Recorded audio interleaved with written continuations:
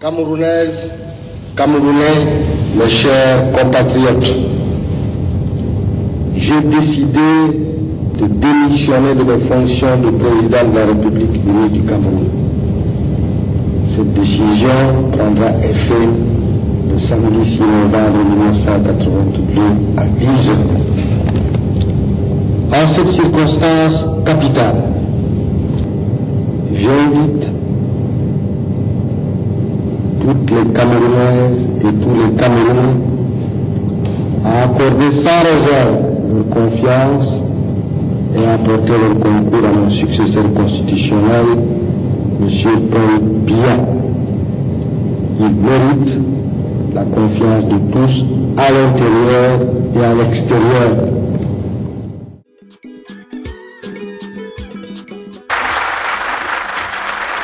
Do you solemnly swear before God and man to devote all your efforts to preserving, protecting, and defending the Constitution and the laws of the United Republic of Cameroon, to watch over the common will of the nation, and to uphold and defend the unity, integrity, and independence of the Cameroon fatherland?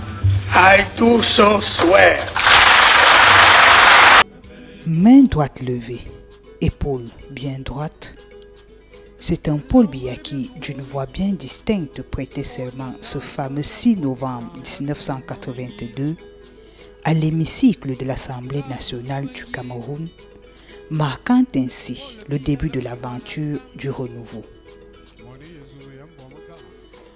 42 ans après, c'est avec une grande mobilisation et plusieurs manifestations organisées par le comité central du Rassemblement démocratique du peuple camerounais qu'est célébré le 42e anniversaire de l'accession à la magistrature suprême de Paul Biya, comme le témoigne si bien le thème choisi cette année et rendu public dans une circulaire le 23 octobre 2024 par le secrétaire général du comité central du RDPC, Jean Kuité, à savoir « Mobilisons-nous comme un seul homme derrière le président Paul Biya pour assurer la stabilité et le progrès du Cameroun autour des idéaux de paix et d'unité nationale. » C'est l'occasion non seulement aux Camerounais, mais aussi à nos partenaires, à nos amis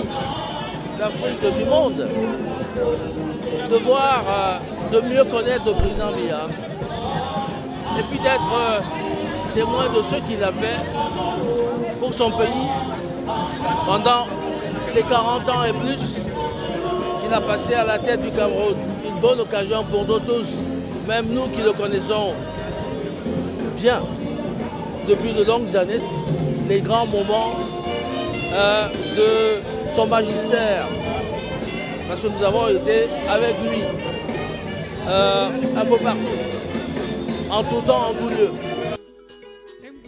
Une circulaire qui donne des instructions strictes visant à, je cite, contrecarrer les élucubrations et prédictions malveillantes, malsaines, malfaisantes et maléfiques, semé par une désinformation systémique et l'intoxication systématique, et à célébrer Paul Biya, l'un des chefs d'État les plus emblématiques, les plus respectés, les plus consultés et les plus écoutés de l'époque. Fin de citation. Je crois qu'on a retenu beaucoup de choses sur l'homme, un grand homme d'État. Un homme clairvoyant, un homme de paix, un homme modéré, un homme qui écoute. Et je crois que ce sont des qualités essentielles d'un chef d'État, surtout d'un chef d'État du Cameroun. Des mots faisant certainement référence aux récentes rumeurs sur l'état de santé et le décès du chef de l'État qui ont circulé ces 2 derniers mois, suite à son long séjour à l'étranger et dont le retour s'est fait sous les feux des projecteurs. Le fait que le président soit rentré dernièrement et ait été l'objet de cette acclamation populaire sur le corps du roi, c'est-à-dire qu'en fait il y a eu une fétichisation du corps du roi en disant bon voilà le corps du roi qui est disponible. Donc il y a eu cette fétichisation, nous savons exactement comment elle a été traitée par le système institué. Donc prenons ça. Mais personne n'est dupe sur la réalité de la situation.